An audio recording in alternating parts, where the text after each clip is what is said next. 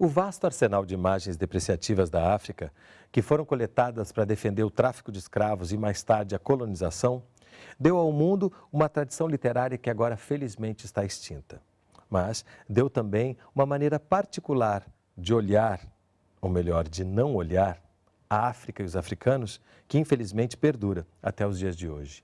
A obsessão secular pelos estereótipos escabrosos e degradantes da África passou para o cinema, para o jornalismo, certos ramos da antropologia e até mesmo para o humanitarismo e o trabalho missionário. Palavras do escritor nigeriano Chinua Achebe. Estudos africanos é o tema do Ciência e Letras de hoje. Um programa resultado da parceria entre o Canal Saúde e a editora Fiocruz.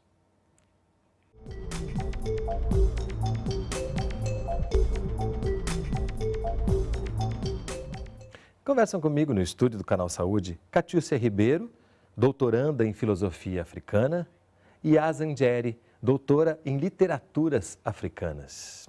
Sejam bem-vindas. Obrigada, muito obrigada. Queria começar a partir do trecho do Chinua Achebe que eu li no início do programa, falando sobre a ideia de África, que geralmente as pessoas têm, a partir justamente dessas imagens estereotipadas, em contraponto à ideia de África que trataremos aqui ao longo do programa. Como é que a gente pode fazer um paralelo entre essas duas Áfricas? Acho que tem que pensar sempre que há um processo de colonização que vai deixar uma marca muito forte, né, nessa imagem do continente, e que junto com esse processo de colonização vem toda uma indústria cultural que vai legitimar essa imagem do continente africano, dos africanos e da sua diáspora, né, no planeta. Então, é sempre aquele lugar comum da muita violência, da dor, do sofrimento, da incapacidade de dar um passo à frente na humanidade, o apagamento histórico que a África tem como berço da humanidade. Então, essa imagem que a gente tem quando pensa em África, nos africanos e na sua diáspora, ela está sempre atrelada a uma ideia negativa por conta dessa opressão ocidental.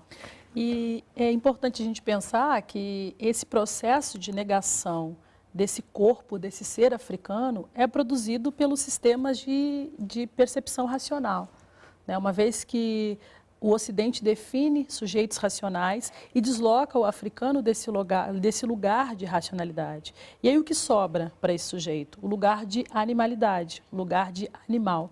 O professor Renato Nogueira nos presentia com um conceito chamado que é zoomorfização, o processo de animalização desses corpos. Então, quando nós pensamos África e pensamos esse apagamento, essa negligência, essa não potência nesse povo, é porque esse povo não precisa ter garantias de humanidade, uma vez que ele é visto como um não humano. E tudo isso a serviço de uma estratégia de colonização, de dominação, de exploração. Sim. Essas coisas não acontecem gratuitamente, né? Exatamente. Assim, como que se domina um corpo que não é humano? Muito facilmente, né? É a nossa relação. Se nós pensarmos a nossa relação no cotidiano mesmo, como que há um distanciamento nosso com os animais. Esse processo foi construído na subjetividade com os povos africanos, né? Isso, inclusive, foi o que legitimou até mesmo o processo de colonização, um processo de escravidão. E a gente tem histórias reais, assim. Tem o Ota Benga, que foi um pigmeu congolês, que em 1904 ele foi enjaulado, né, junto com o chimpanzé no zoológico do Brooklyn. E ficou lá durante 10 anos, até que ele vai e se mata, né? Então, a gente tem na nossa história, no século XX, ou seja, ontem, uma pessoa negra retirada do continente e enjaulado junto a chimpanzés. Então, a gente tem exemplos históricos reais e factuais. Temos a Vênus negra, enfim. Nas feiras que a Europa fazia. Para mostrar, porque juntando essas duas imagens, né, traduzir o ser humano incapaz e fazer o seu corpo um corpo animal, aquelas feiras mostravam esse ser exótico, né? Esse ser diferente. Exatamente. Esse lugar do ser exótico está dentro desse lugar de não ser. Exatamente. Né? E tudo em prol de uma busca, uma procura de império, né? O estabelecimento de um império. Porque a gente pode pensar, por exemplo, no Congo, né, e na Bélgica.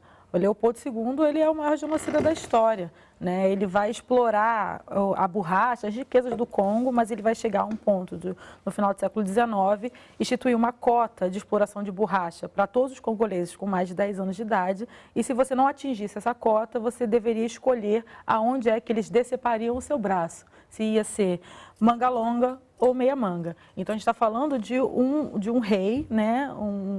Construtor de um império, o Império Belga, que está em disputa com outros impérios, que é o francês, o inglês, o alemão, e que comete atrocidades em nome disso. Porque as pessoas do Congo, os congoleses, né, não eram nada e nem ninguém, além de pseudo-animais ocupando aquela terra que a Europa queria para si. Né? E aí é Fanon, né?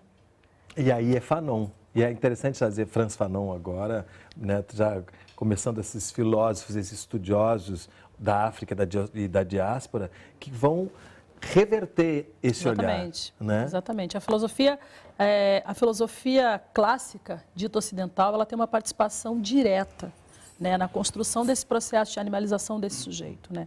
É muito importante dizer, por exemplo, a doutora Marimba Ani, ela vai dizer que quando Platão cria um sistema de sua imaginação, que ele tem todo o direito de fazer isso, a questão é que isso vira um status para o Ocidente, né? E aí cria-se a ideia de um homem universal, de um sujeito que pensa, logo existe. Então está desenhando, está construindo um modelo de um sujeito. E esse modelo de sujeito racional, ele se desloca do sujeito africano. Né? Uma vez, até mesmo que a forma de percepção do ser africano, ela não é atravessada pela razão. A razão é um elemento que constitui também esse sujeito, mas não só isso. Né? Então, o processo de animalização que existe nos corpos africanos, ele se dá quando se constrói o conceito da razão, a ideia da razão. Então, seres que pensam, eles estão dotados de razão e automaticamente controlam aqueles que não pensam. Né? Há um deslocamento. Quando se sai do mundo sensível e passa para o mundo inteligível, aqueles que têm a sensibilidade se tornam seres fracos, se tornam seres que não são capazes de produzir conhecimento racional. Então, essa metáfora, né, e é assim que ela vai dizer, essa metáfora, ela, chegando até Fanon, constrói essa ideia de um pensamento colonial que coloca seres africanos inferiorizados dentro da sua própria realidade subjetiva. E quando numa tentativa desses sujeitos, né, tentarem se colocar em pé de igualdade na questão do intelecto, esses sujeitos, eles precisam de alguma forma ceder o pensamento ocidental. Né? Ele não consegue, a partir da sua subjetividade de conhecimento africano, ele não consegue chegar em pé de igualdade com o pensamento ocidental, porque quem legitima as coisas é o Ocidente. Entende? Então, aí a gente está falando de processo de assimilação. Então, para esse sujeito negro, africano ou diaspórico, ele conseguir ter o seu lugar ao sol, ele, de alguma forma, ele vai ter que se assimilar, ele vai ter que... Né? Por quê? Porque a ideia criada por Platão é uma ideia universalizante. E uma ideia universalizante, ela coloca todo mundo de uma maneira muito igual, quando, na verdade, o sujeito africano, nós sabemos que não é. Que ele parte de outro ponto, de outra subjetividade. Então, o pensamento africano, ele vai, de alguma forma, em choque à ideia de universal. E ele, inclusive, ele não se quer universal. O pensamento africano, ele fala e reflete os africanos do continente da diáspora. Essa ideia de um pensamento universal, ela é uma ideia que fundamenta esse processo de concepção europeia como centro único, né? Inclusive legitimando toda essa violência que a gente falou aqui. Porque assim, existe um centro. Esse centro é o Ocidente. E esse centro ocidental que está para o mundo. Então, quando esse centro se torna único, se torna universal. E o Fanon também fala muito do processo de descolonização, né? Como é um processo violento. Quando nós pensamos essa ideia, por exemplo, da filosofia africana, que destitui o conceito universal, passa por esse processo de Fanon, de descolonização do pensamento. Por exemplo, Mongobe Ramose é um dos filósofos que nos dá a possibilidade de pensar um pensamento pluriversal. Né? E aí O que é esse pensamento pluriversal? É fazer um caminho contrário, não se direcionar mais, buscar um norte, né? Geralmente nós falamos isso, vamos buscar um norte dos nossos conhecimentos. Por que não buscar um sul? Né? E quando nós buscamos um sul, automaticamente nós estamos se deslocando desse processo de um pensamento universal e partindo de uma experiência pluriversal, entendendo que não existe filosofia A, mas existem filosofias. Né? Existem pensamentos. Por isso os plurais são tão importantes. Exatamente. Né? E o Teófilo Bengar, que é um filósofo, ele diz que a filosofia nasceu com pessoas, né? Então todo ser que pensa, ele produz conhecimento filosófico. Então isso mostra justamente essa realidade de pluriversalidade do sujeito. Próprio sujeito. Nós aqui somos 3 pessoas, né? E a nossa forma de ser e estar no mundo, ela é diferente, embora possa ter similaridades. É isso que você falou, é importante, dois pontos são importantes. O primeiro é trazer o Molefe Assante para pensar o conceito afrocêntrico. E pensar deslocamento de paradigma. O deslocamento, que também é um processo muito violento. Começar a se entender enquanto sujeito negro e saber que você tem uma linhagem, né, uma conexão com a África, porque você faz parte de sua diáspora, é um processo violento. Tem que fazer certos rompimentos, né, e nem sempre a gente está disposto ou preparado para isso, né. Então, eu acho que esse é um ponto. O segundo ponto é que quando traz o Ramose e ele diz que todos nós somos seres pensantes, a gente acaba reivindicando o pensamento filosófico presente, por exemplo, na capoeira, no samba, né? E manifestações que são negras em essência e que manifestam pensamentos africanos em essência e que a gente precisa de alguma forma recuperar isso, porque filosofia ela não está, né, dentro de bancos universitários atrás de e está falando até para os meus iguais. Se nós formos parar para pensar até mesmo a realidade de um paradigma filosófico ocidental, até o próprio Sócrates, se visse como se desenvolve o processo de filosofia na atualidade, ficaria descontente. Porque né? ele estava andando e perguntando. É justamente. Né? E o que é isso se não é uma realidade de filosofia pluriversal? Exatamente. Né? Esse deslocamento, essa ideia de andar e trocar, essa troca aqui nos dá uma realidade de um pensamento pluriversal. Então, se eu chego aqui e digo que eu sempre costumo dizer nas aulas uma questão muito interessante, né? A filosofia, ela te dá a possibilidade de pensar o ser ou ela te diz o que é o ser a ser pensado. Então, dentro de uma realidade universal de pensamento, ela te diz qual é o ser a ser pensado. E eu acho que uma grande transformação também, à luz do que se falou no início, é que se para de falar pela África. Né? A Europa, o Ocidente, para de falar pela África e a própria África passa a falar por si, inclusive sempre tendo como objetivo uma luta antigenocida que aconteceu e que segue acontecendo. Mais sobre isso no próximo bloco, não sai daí, a gente volta já.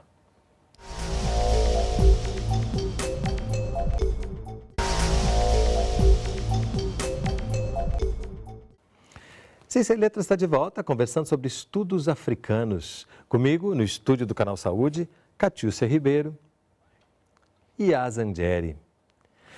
Asa, mostrei aqui Procure por Mim na Tempestade, de Pé, Raça Poderosa, de Marcus Garvey. Isso, Marcus Mosiah Garvey, né, panafricanista, e é dele a célebre frase, África para os africanos. Né? E aí realmente faz um gancho com a última fala do bloco anterior, porque o Garvey ele vai clamar, né, nos seus discursos a nossa necessidade de nos autodeterminar e autonomear. Né? E aí quando a gente pensa que agora os africanos, e aí no caso são do continente e a sua diáspora, que é entendida enquanto afro-brasileiro, afro-americana, né, com os nomes mais específicos, mas a sua diáspora, quando a gente começa a falar e entender que somos nós que vamos dizer quem nós somos. E às vezes é muito doloroso. A partir das nossas realidades, das nossas percepções e principalmente do nosso paradigma. Exatamente. Né? No bloco anterior, a Asa trouxe o Molefe Assante, que nos propõe, inclusive, uma mudança de paradigma, né? Porque nós operamos dentro de uma lógica de um paradigma puramente ocidental. Né? E esse paradigma ocidental é justamente o que fundamenta essa realidade universal. Então, esse deslocamento, esse lugar de pensar um outro paradigma, né, que não seja centrado, né, com referências ocidentais, é que nos dá a possibilidade de dizer nós. E a gente está falando, vocês estão trazendo nomes contemporâneos, mas também nomes mais antigos, porque essa questão vem de um tempo, né? A gente pode falar de Leopoldo Senghor, Senghor. E Aimé Césaire, que também trazem o conceito de negritude. Isso, fundadores da negritude. Eles já vão... lá também essa necessidade de falar por África já vinha sendo colocada. E são contemporâneos de Fanon, né? Então, Césaire e Fanon, eles têm uma relação muito íntima, inclusive, né? É porque o processo de descolonização, ele já vem, a discussão do processo de descolonização, ela já vem desde o século XIX.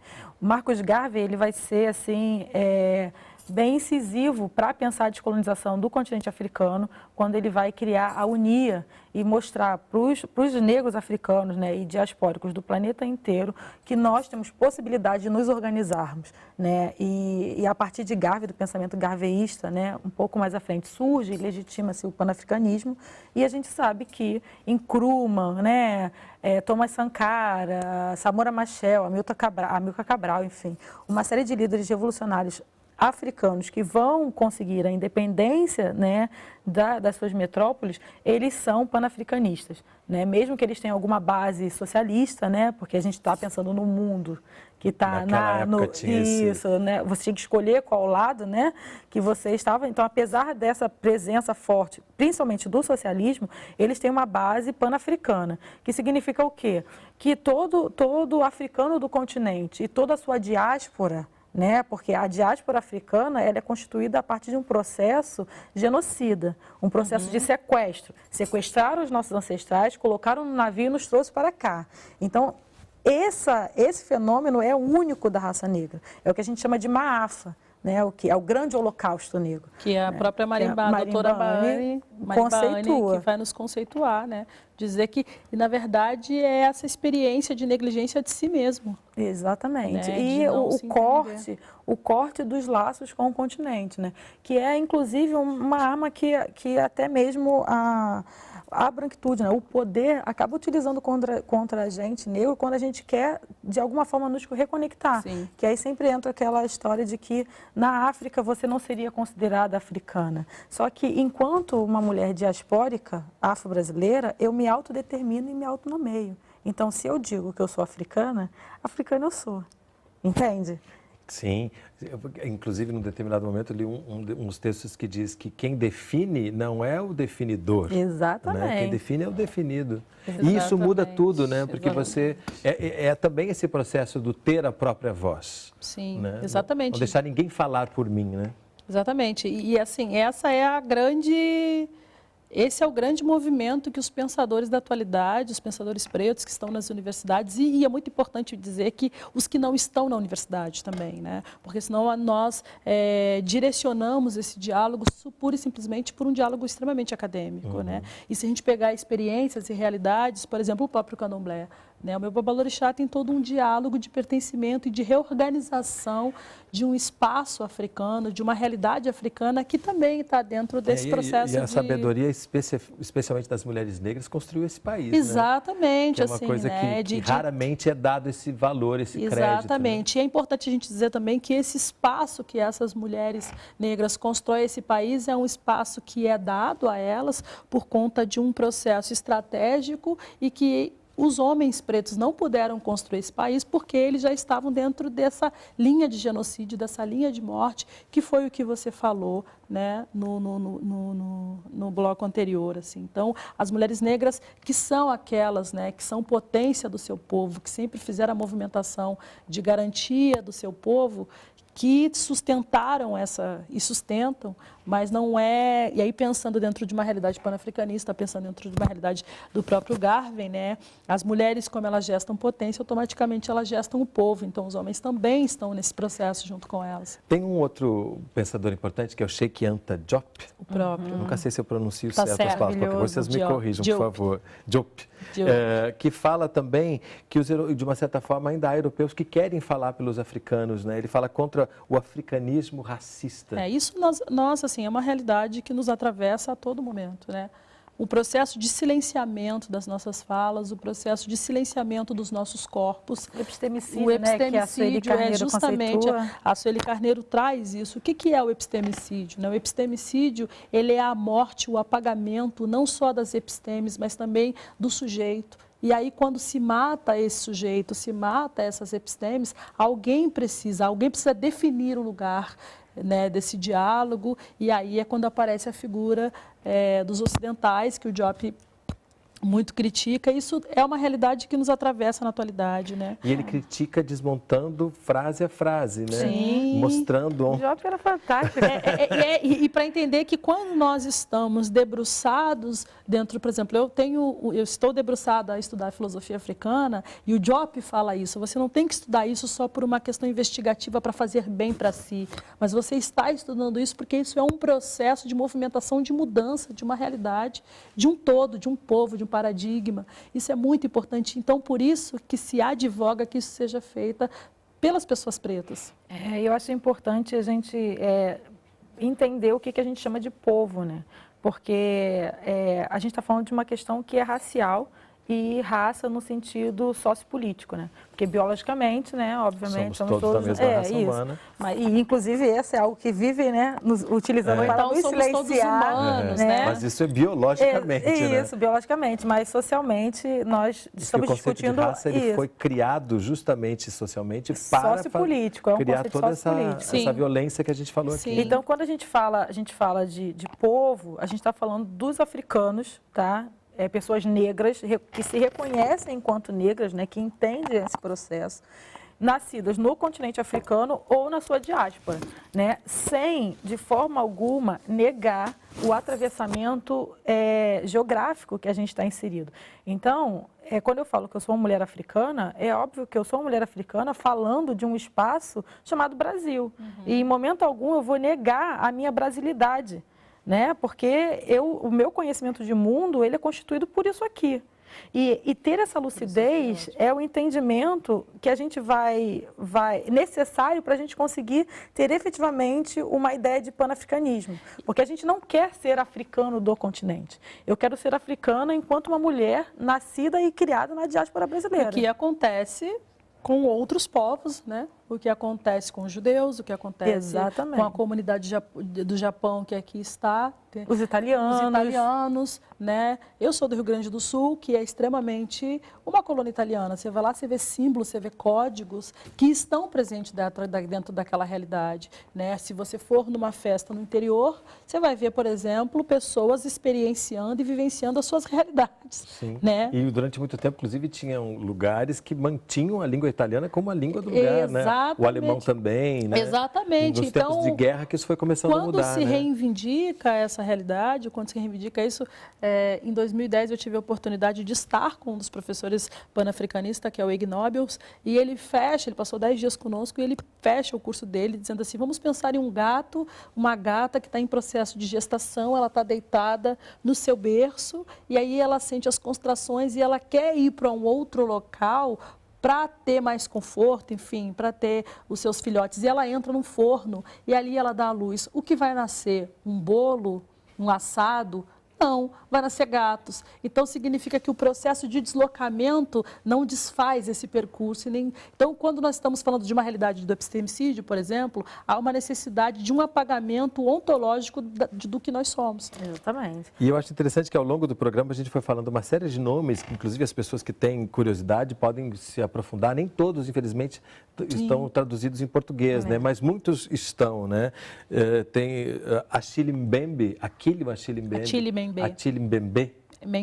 Mbembe, que agora está com livros sendo publicados aqui, que faz também a crítica da razão negra. Né? São, o próprio Renato Nogueira, que é brasileiro, sim, exatamente. Né? Que é importante que a gente... Que é um filósofo que está nesse processo também de construção da filosofia africana, debruçado, o professor Uan Nascimento. E, inclusive,